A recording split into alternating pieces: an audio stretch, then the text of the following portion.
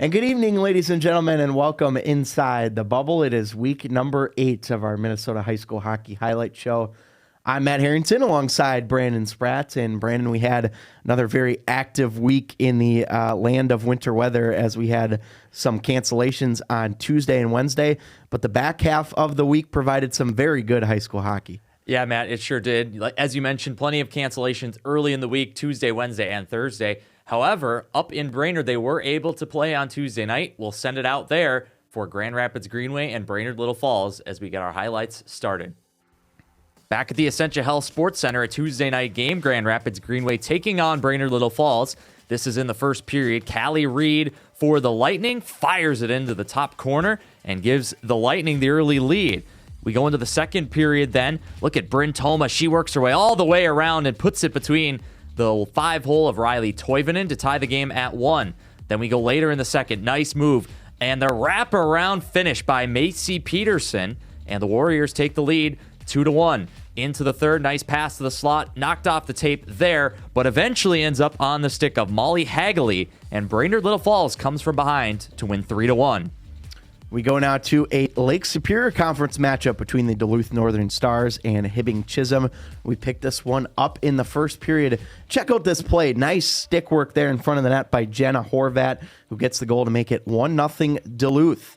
We then go into the second period now. Hibbing Chisholm gets the equalizer from Ani Bobin. It's 1-1. In the third now. This is a good save, but check out the follow-up in front. It's going to be Grayson Skipper that gets the goal for Duluth. They win 2-1 over Hibbing Chisholm. A big-time Wright County Conference matchup between Holy Family and Mountain West Tonka. We pick it up in the first period with Mountain West Tonka on the power play. They're jamming away. Eventually, that one sneaks through. Sydney Leonard on the power play puts Mountain West Tonka up by a goal. On the power play again in the second. This one's through traffic. It was tipped in by Cameron Hargraves, and the Whitehawks lead by 2. Later in the second, they clean up the trash again around the blue paint. Greta Piaski, and what a start for Mound West Tonka. But look at this puck. Pops way up in the air off the stick of Grayson Limke. It was not touched by the player in the crease. Makes its way into the net. Holy Family's on the board. And then in the third, long shot here, Olivia Paydosh cuts it to 1. Fire pull the goalie, extra attacker out there. They jam away and eventually get a tying goal with Grayson Limke. This one goes to overtime, 3-3, and the Fire complete the turnaround. Crowd goes crazy. Maddie Helmstetter, her 7th of the year, and the Fire escape with a win. Hockey night in Minnesota, number 1 in Class A. Warroad traveling to the Twin Cities to take on Edina. We picked this up in the second, and a great sequence of saves here from Uma Cornier, that is, to come up big, keep this game scoreless for Edina. Now back to the other end. This is going to be Hannah Halverson working her way into the offensive zone. And nice save here as well, denying Halverson the opportunity. We're still scoreless about halfway through this hockey game. But this is not going to be the end of the opportunities for Hannah Halverson, who's going to get another good look here, but is once again not able to finish the job. So we still remain at 0-0. 5:27 to go in the second period. This puck is loose in front, and it's going to be Lorelai Nelson who cleans it up in front of the goal. That put Edina up 1-0, finally getting the first goal of the game late in the second. In the third now, World looking to equalize. Keep an eye on number 13, Hendrickson in front of the net. Talia Hendrickson gets a huge goal there to make it 1-1, just 4:13 into the period. 9:55 left to go in the third, and check out this save by Uma Cornier. Great job moving from cross crease to make the save. No rebound given up there. Keeps it at 1-1. And then check out this play here. This is going to be Halverson that gets it started. Nelson absolutely unloads in the slot to give Edina a 2-1 lead. That right there, ladies and gentlemen, is your game-winning goal. Edina pulls off the big win, giving Warroad just their second loss of the season. This one finishes 2-1. Great game from Uma Cornier in net. A pair of single-A state tournament teams from last season, Orono and South St. Paul, locking horns at Doug Woog Arena. Last minute of the first period, sweet move there on a backhand finish by Zoe Lopez. Orono Spartans go up by a goal. Into the second period we go, and this puck's turned over at the offensive blue line. Watch number 21, Sarah Winsenson, or actually 19, apologies, Winsenson to the front of the net, and she buries that one top shelf. South St. Paul ties the game at 1. Later, Packers on the power play. Off the dot, Lily Pockel walks the line. Her shot's going to be deflected in out front by Aaliyah Danielson. Packers take the lead 2-1 for the first time. Then it's Orono. This 5-on-5 wicked wrister by Alex Paulson. See the referee pointing emphatically. That one was in. It was hard to tell at first, but it was in. Alex Paulson ties it at 2. Into the third we go. 2-2 game. Spartans are on the power play here.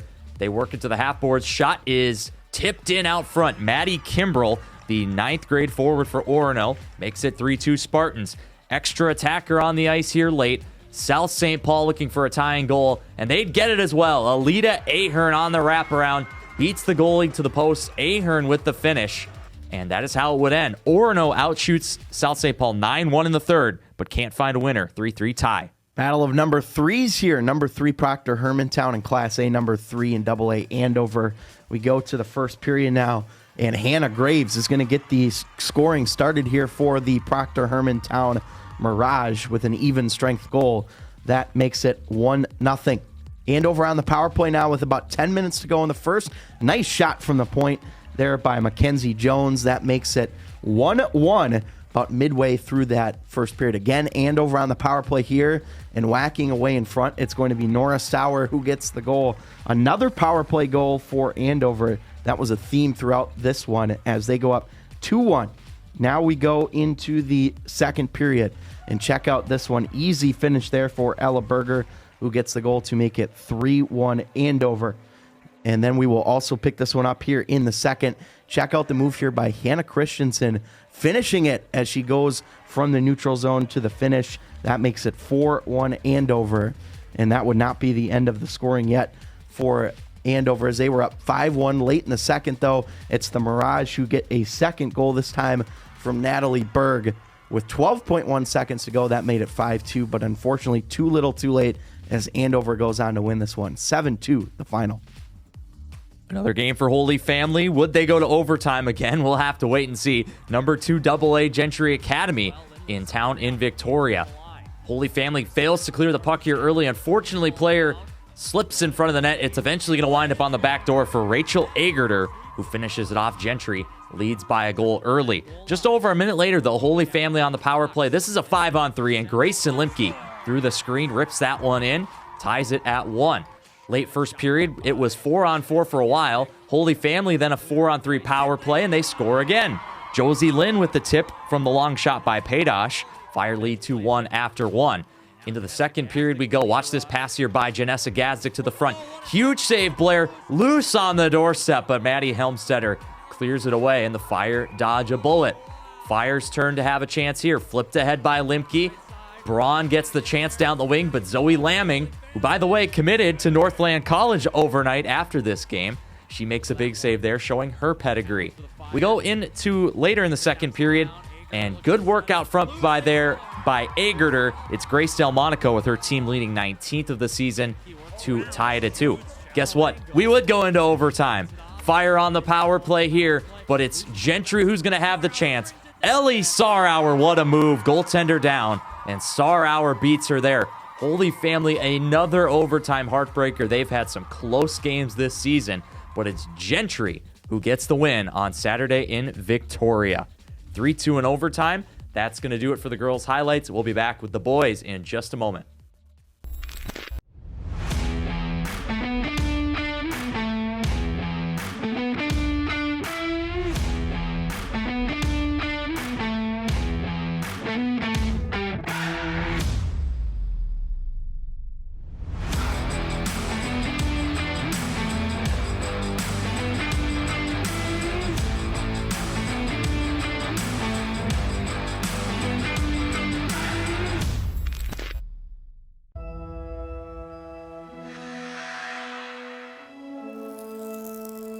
Behind every world-class athlete, there's a team who takes extra care to support them. At Affinity Plus, we take extra care with all your banking goals, from checking accounts to credit cards. Our biggest victory? helping you win in the ways that matter most. Affinity Plus. Your college experience begins with your dream.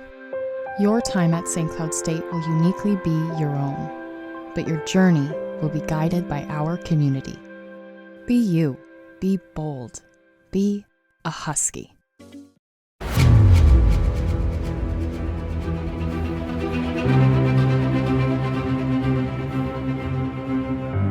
What if there was a place where everything was hockey?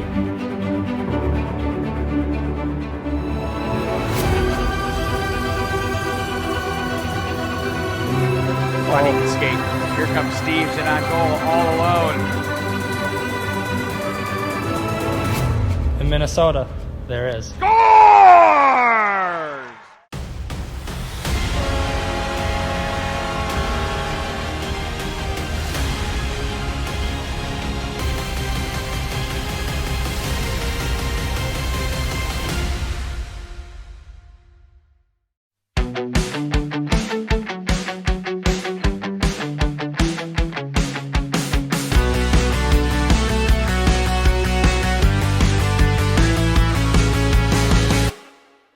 Welcome back to Inside the Bubble. Let's take a look at the boys' highlights now. We'll start with Hermantown taking on Rosemont. Hermantown making the trip down from the 218 to the Rosemont Community Center to take on the Irish. We pick it up second period. Chance here for the Hawks, and it's Aaron Evian who finishes it off with about 7 minutes to go second period. Hermantown takes the lead. Then into the third period we go. That's Wyatt Carlson making it 2-0 for the Hawks as they stretch their lead early in the third. About 7:15 remaining. One-time finish there by Ford Skida, and it's 3-0. However, a furious comeback ensues by Rosemont as they dig away here. About 30 seconds later, they cash in one goal. Eli Lewis makes it 3-1. Then Rosemont, 5-on-5, Jackson Ganser gets a goal. Actually, that's Jake Toll. And 18 seconds later, now it's going to be Ganser. He tips in Toll's shot. What a comeback by the Irish. 3 goals in a minute 24 to tie it up. But a 2-on-1 near the end. Josh Kalpanen from Dallas View, and Hermantown escapes with a win 4-3. This was a close one. 4-game losing streak for Rosemont, but they gave it their all. This is a Northwest Suburban Conference battle. Maple Grove and Andover Hockey Night in Minnesota. Rematch from last year's Double-A title game, and Andover nearly making it 1-0, but somehow I think Roach, the goaltender for Maple Grove, got a piece of it. A penalty was called on the play as well. We're late in the second now, still scoreless, and this is going to be a great opportunity for Maple Grove. But again, Bo Altman making a great series of saves. We're still scoreless here late in the second, but that would change here in just a moment. Check out this play from Caden Casey, who gets it to sneak by Roach for the goal, finally breaking the ice here late in the second period to give Andover the 1-0 lead. Less than a minute later, though, Maple Grove did not like going down as they're going to equalize this one. Check out the play in front from Jay Ellingson, his first varsity goal for Maple Grove to make it 1-1. Now with 1 minute left in the second period, it's going to be a funky bounce out front, and once again going to be cleaned up by the Crimson. Finn Brink gets the goal for Maple Grove. They lead 2-1 going into the third period. Now in the third period, Maple Grove, and again, look who it is, Ellingson, his second varsity goal, and it's this game as well as he gets the multi-goal game for Maple Grove to put them up 3-1 in this one. Late now in the third, this is going to be a nice save by Jack Roach. The Crimson would add another one later in this game, but they would go on to win 4-1 in this one. A big win for Maple Grove, certainly looking among the best teams in the state as they improve to 10-2 after this one. They're undefeated in Northwest Suburban Conference play. Gentry Academy Stars visiting Elk River Zimmerman, a new partner here on MNHockey.tv. Check out the pregame lights go down there. That's a cool scene up there in Elk River. Cool scene as well for Gentry. They score early in the second period. Eli Bailey from Reese Shaw makes it 2-0 after a goal in the first as well. Now Gentry's on the power play. Tyler Geyer is going to go over to Reese Shaw, drags inside the defender and roofs it. Pops the water bottle as well, beating Sam Stockman for ERZ. And Gentry is up 3-0 heading to the third. This is early in the third period, about 20 seconds in. Reese Shaw again. All he does is snipe, and he has another one there. His second of the game, 3-point night for Reese Shaw. It's 4-0 at this point. 5-0 later in the third, and Quinn O'Connor out front buries the loose change. You'll see Elk River here. They thought it was played with a high stick, but the referee says, no, this one's going to count. Gentry wins it 6-0 up at the Furniture and Things Arena. We go now to the Suburban East, a rivalry in Woodbury between Eastridge and Woodbury. First period here as things getting started, and take a look at this. Nice sequence and a nice shot there from Brady Knutson, who gets the goal exactly 1 minute into this hockey game for Eastridge as they go up 1-0. Woodbury now late in the first looking to equalize. Check out the wrister from the point as that one gets through. Max Bellick with the goal, and that made it 1-1 at the end of the first period. Take a look at this chance, though, for Woodbury. Nice play in front there by the Eastridge defense. Another Woodbury chance here, and this one's going to go wide, but a great sequence in front again by the Eastridge defense coming up big in the second, and another save there as well by Jack Hodgins, who, by the way, is the son of our very talented announcer here at the TV, Mark Hodgins. He had his terrific game in net for Eastridge. We continue on now, 8:18 to go in the third at this point. Check out the speed here from Eastridge as they're going to finish. Jack Tauscher with the go-ahead goal for the Raptors as they would win this one 2-1. An absolutely terrific game in net from Jack Hodgins, who makes 39 saves on 40 attempts for the win as Eastridge pulls off the upset of their rival Woodbury. They move to 4-5-0 on the young season. An absolutely classic rivalry on a Friday night. Grand Rapids and Duluth East. Look at the packed barn up there at the Heritage Sports Center. First period, we pick it up. Long shot from the point. Aiden Spenningsby puts Duluth East on the board. 5:27 in, and they selly there. Later in the first, it's going to be Caden Cole out front. He gets the puck, settles it, has a couple whacks, and beats Miles Gunderson. Good selly there as well. Duluth East fired up for this game. Hounds, are they back? They might just be after a down season a year ago. This is great as well. Look at the flying Bobby Orr style finish by Cole Christian. He sellies with the students. Looks like a red, white, and blue USA theme there at the Heritage Sports Center. Just so great to see that building packed as well. Got the band in the house as well. And here's Spenningsby. He gets his second goal. Hounds were flying in this one. They lead it by 4 in the second period. And they would go on to win 6-0, shutting out their rivals, Grand Rapids. Wayzata Minnetonka, it's number 2 versus number 4 in the Lake Conference here. Both teams with just a single loss in this one. Pick it up in the first period. About 8 minutes to go. Look out. Kaiser Nelson has some trouble with it. And Wayzata strikes first to make it 1-0 in favor of the Trojans. That was Colin Bierman on the goal. Another scramble out front this time, and it's Luke Miller with the even strength goals. Wayzata goes up 2-0 now with 12:14 to go in the second period. The Skippers, though, would not go away without a fight. We're getting underway in the third period. And check out this one as it's going to be a long stretch-ice pass that connects. And keep an eye on Sam Sheets, number 21 in front. Parks his caboose in front. It bounces off the front.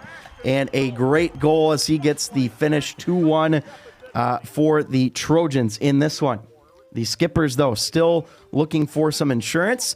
And it's going to be cleaned up in front. It's going to be Cade D. St. Hubert. We've mentioned his name a lot on the show here over the weeks. He gets a big goal to make it 3-1, and that's how this one would finish. The Trojans' 10th win of the year as Will Ingeman, great game in net, 44 saves.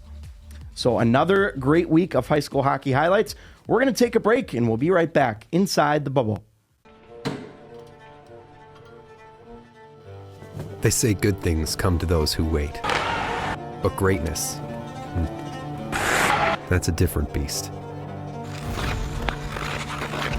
It doesn't come when it's called. It won't wander up to those who do nothing. You have to bait it with the sweat you leave on the ice. You gotta push through the pain. Smile through every ache. And suffer every shift.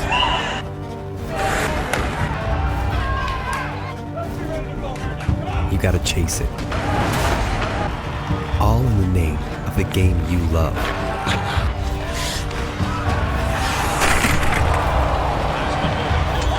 Because greatness comes to those who take it.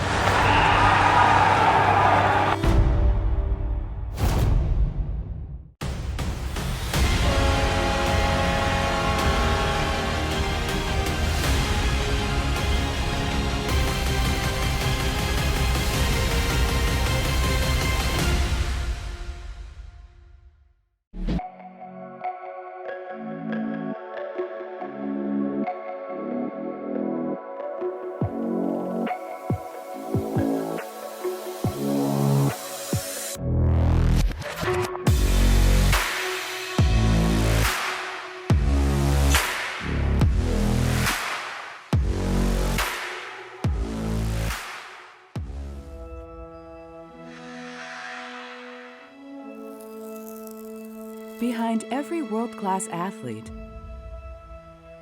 there's a team who takes extra care to support them. At Affinity Plus, we take extra care with all your banking goals, from checking accounts to credit cards. Our biggest victory? Helping you win in the ways that matter most. Affinity Plus.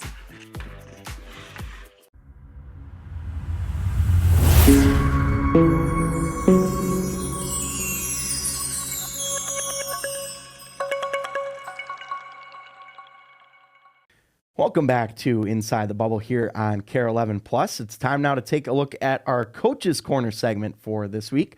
Earlier in the week, our very own Pete Wagner got a chance to catch up with Stillwater boys head coach Greg Zanon. And Zanon, of course, had a tremendous career as a player where he was a star defenseman for the University of Nebraska Omaha Mavericks, and of course was in the NHL as well with the Minnesota Wild. Let's go out to Stillwater as we learn more about the Ponies and their success on the season. Going well. Obviously, it's been kind of a trying time with what's gone over like the last 3 years. I came in kind of late in a spring and had to do a lot of things to get things going, and we've always had decent years, but we haven't made that final jump. And then you battle COVID like everybody else did in a shortened season. And this year, though, we were able to. There hasn't been any of that stuff, so we've been able to concentrate on hockey. We've had a couple coaches changes. I was able to bring in Thomas Vanek, who's been huge for us. So getting it to us where we are today with this team that we got for this season has been amazing. I mean, it's an amazing group of kids, and kind of what I pictured from the start was, kids that I've been able to see over the last couple of years and getting to know them before they even get to us excites me, because they come in and they have an idea of what we're already about, versus me just showing up and trying to teach new things. And I think took us a little while to figure things out in the way we wanted to play, but this group of guys this year, we came in working hard, ready to play, and ready to be we're the situation we're in right now. How much does it help to have a guy like Thomas, who obviously has been with this group since they were little? Yeah. As he has one on this team for sure. How much does that synergy help you in that regard too?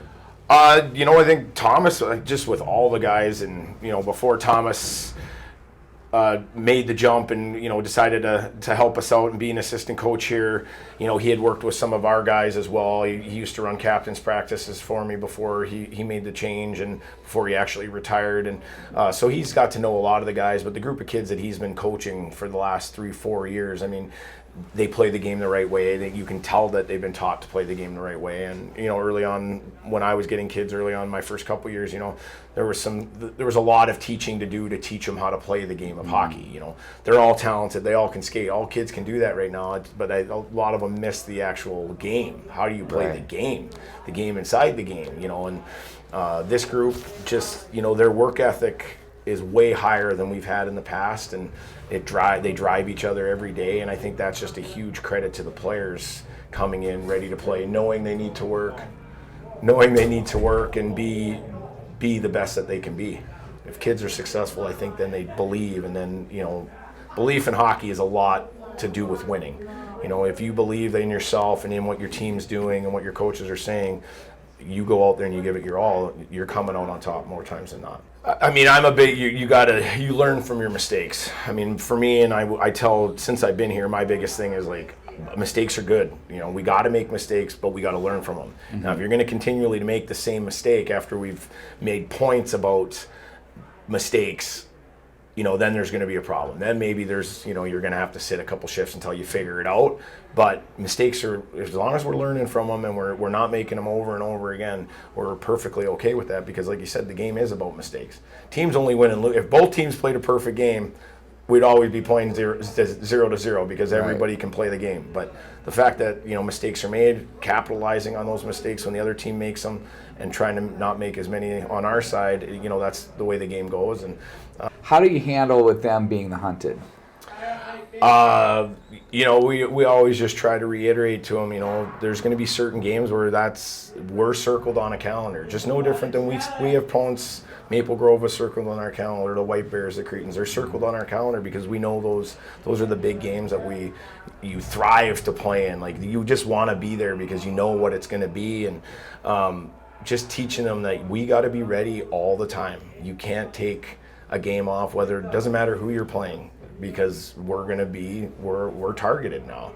And we've responded well. And I think a big part of it is our senior group. I mean, Ty Tacito, we've had for 4 years. He's been my only 4-year guy since I've been here. He's been here as long as I have. And just the leadership and, how he includes everybody. I mean, we've got 4 sophomores that are playing big minutes for us.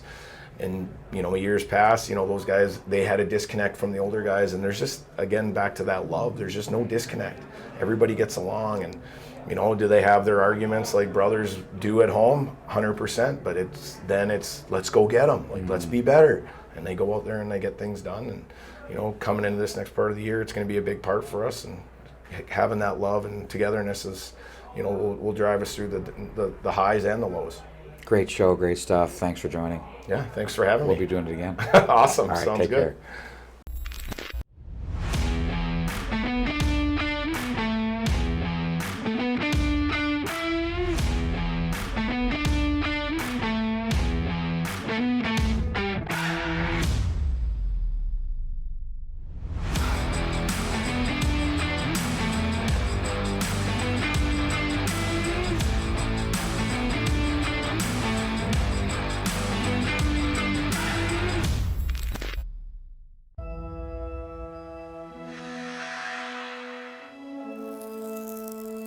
Behind every world-class athlete, there's a team who takes extra care to support them. At Affinity Plus, we take extra care with all your banking goals, from checking accounts to credit cards. Our biggest victory? Helping you win in the ways that matter most. Affinity Plus.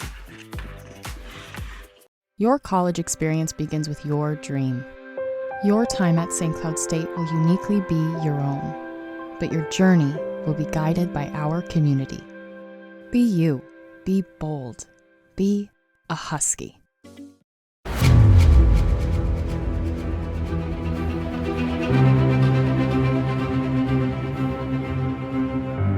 What if there was a place where everything was hockey?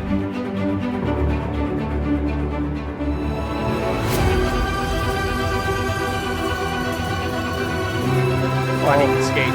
Here comes Steve Zanon goal all alone. In Minnesota, there is. Scores!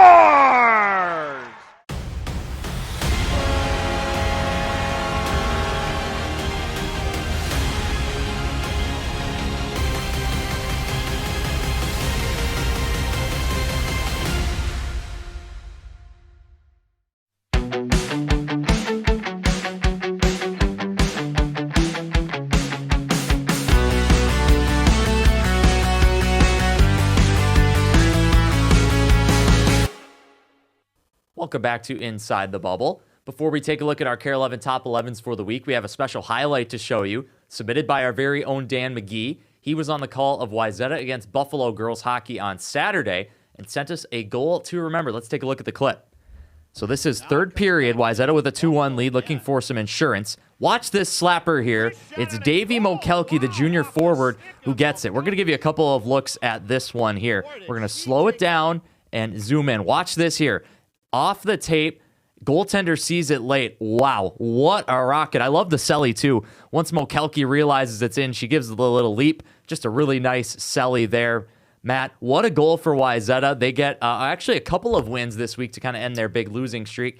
not quite into the girls' AA top 11 yet, but they are going to play number 1 this week as we take a look at the top 11 shortly. Yeah, absolutely. Brilliant goal there by Mokelke. I'd love to get the radar gun on that one. Powerful slap shot. And like you mentioned, a couple big wins for Wayzata. They needed that for sure this week. And now it's time to take a look at our girls' AA top 11 for this week. Speaking of Wayzata, they'll get a crack at our number 1 team, Minnetonka. They'll play on Tuesday.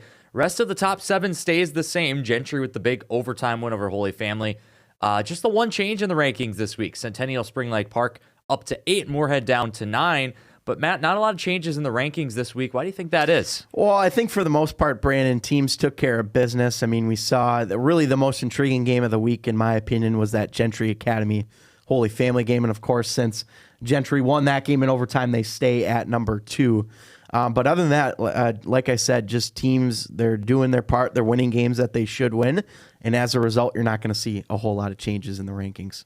And now we take a look at girls single A. You'll see War Road still at number 1. They actually didn't win a game this weekend. They tied with Hill Murray and lost one against Edina, but that's not going to cost them at all in the rankings. Top 3 stays the same. Simley moves ahead of South St. Paul after a head-to-head win there. The Packers then tie with Orono. Otherwise, not a ton of movement in single A either. We do see Fergus Falls. Look at them with 14 wins this season. They've already played over 2/3 of their schedule. Matt, take us. What do you think about these single A rankings? I think they're very solid for the most part. Like you mentioned, Warroad, they don't actually add a win, but when you play 2 ranked AA teams, you're going to get a little bit of leeway as a Class A team. Holy Angels 11-2-1. They're still looking good. I think the team that's probably impressed me the most at this point is Simley. I think you mentioned to me off air that they have won 11 in a row at this point. So obviously a very impressive Spartans team that beat South St. Paul head to head. South St. Paul had a tough week with Simley and Orono games, but overall very strong. And of course, you mentioned Fergus Falls, 14 wins. That's tied for the most right now in our rankings. All right, let's send it over to the boys' rankings. We will indeed. Number 1 stays the same this week with the Chanhassen Storm taking care of business. 12-1-0 on the record. Maple Grove up to number 2. Wayzata up to 3. Tonka goes down from 2 to 4 after their loss to Wayzata. Edina and Cretin-Derham Hall stay the same. Rogers, after a bit of a free fall, is back up to number 7. Stillwater at 8. Benil St. Margaret's, man, we've talked about them and how up and down their season has been. An elevator, as you said to me. But overall, Champlin Park up. St. Thomas Academy just hanging on by a thread here, Brandon, at number 11. Yeah, STA, after a really hot start, has lost a couple games, including one to Matamidi over the weekend. They'll look to get back on track with Edina this week. But things kind of settling in. One team to keep an eye on, we saw them in our highlight package. How about Duluth East? They had a big win over Grand Rapids. They actually tied number 8 Stillwater on Saturday as well. So keep an eye out for Duluth East, especially with no Section 7 AA teams in the rankings at the moment. For sure, and we will move on to the boys' Class A now, as we see the top 4 remaining the same, which of course means that Warroad and Hermantown will be number 1 and number 2 when they meet next Saturday at Warroad. Of course, Hockey Night in Minnesota, we'll get to that more later in the show. But Orono and Matamidi stay the same at 3 and 4. The newcomer this week is the New Prague Trojans, 6 and 4, but New Ulm again up to number 9. What stands out to you, Brandon, in this Class A rankings this week? Yeah, 2 teams this week I'd like to shout out. Number 1 is Matamidi for a big win over St. Thomas Academy. They really solidify number 4, might even be knocking on the door of top 3. And East Grand Forks, I know the record 7 and 6 isn't going to jump off the page, but they beat a solid Holy Family Catholic team on Saturday. Outshot them pretty heavily as well. So East Grand Forks back up to number 8. Obviously, they have a tough section with Warroad in there as well. And you mentioned Hermantown and Warroad. Title game rematch coming up this weekend. It's going to be so much fun.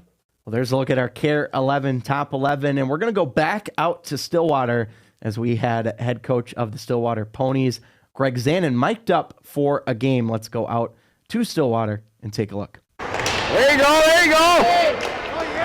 Low to high, to the net, Good try. What happened there? F3, we didn't have it, and then we didn't pick up the trailer on the back. Catch him, Dave! Partner! Stay on him! I was going to go D&D, but I can't see. Oh, yeah!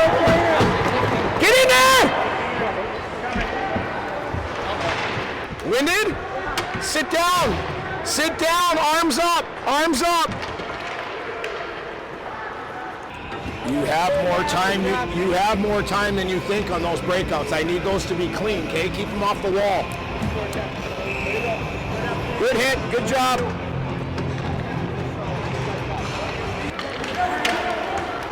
Here we go.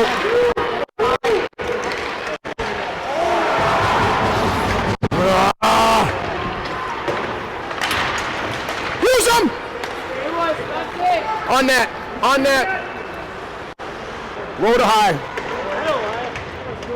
You ready to shrink? No, no. Oh, there you go. Men on the ice, Spats! Beat him! There you go. Attaboy, Morgan. Be ready, be ready. 15-9. Keep pressing them, boys. Keep pressing them, partner. Use them again. Partner! Laid it off on the left hand. Actually tried to catch that on the backhand. Couldn't quite do that. There's a shot. Yeah!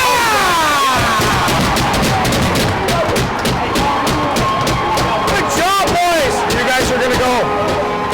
Hey, we need a big shift here, okay?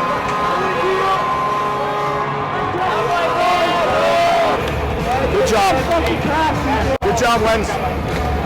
Hell of a pass, Bats. Good shift, you three. Good shift. On that puck.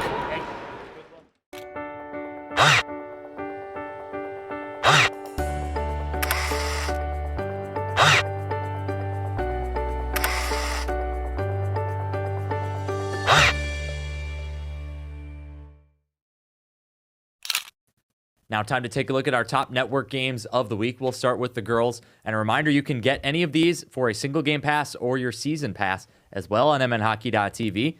Tuesday night, we have a pair, Maple Grove at Andover in a Northwest Suburban battle.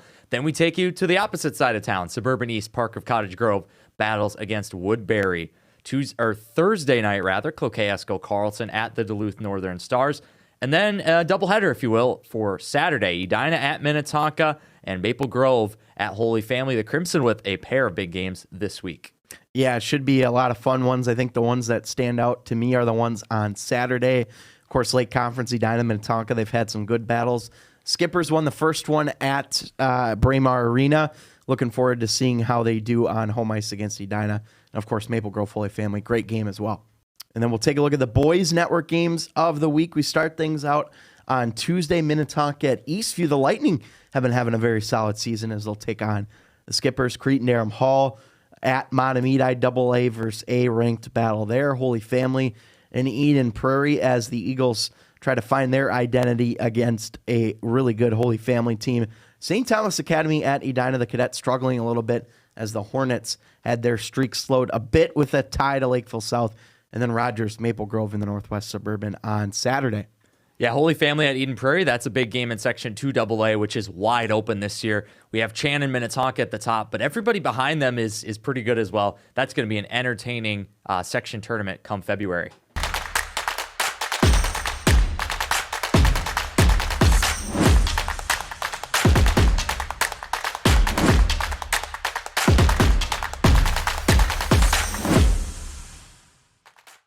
Now time to take a look at our Hockey Night in Minnesota matchups this week. We will start on the girls' side on Tuesday night from the Hibbing Memorial Arena. Rock Ridge takes on Hibbing Chisholm. Rock Ridge is Evelyn Gilbert, Mountain Iron Buell, Mesabi East Virginia, and Ely all together. And then Hibbing Chisholm also has Northwoods High School as well. So an Iron Range battle up there. It's going to be a really good one. Section 7 AA as well. So some section implications. Really excited for this one coming up on Tuesday night. And now for our boys Hockey Night in Minnesota matchup, we've got one that we've probably circled for quite some time now. It is a rematch of last year's Class A championship. And of course, these two teams ranked number 1 and number 2. Hermantown at Warroad from the Gardens Arena in Warroad. Myself and Brandon are going to be making the long trip from the Twin Cities up to Warroad for this one. But boy, this is going to be a fun one, Brandon. Cannot wait for this. Yeah, obviously it's going to be super fun. Both teams undefeated at this point in the season. Hermantown has the one tie on their record. And you should, tune into the show next week. We're going to have some other cool programming as we make the trip up to War Road. Not just for the game, it's going to be a multi-day trip up there. We're going to get some good stuff, and then tune in 5 p.m. on Saturday night for the game itself.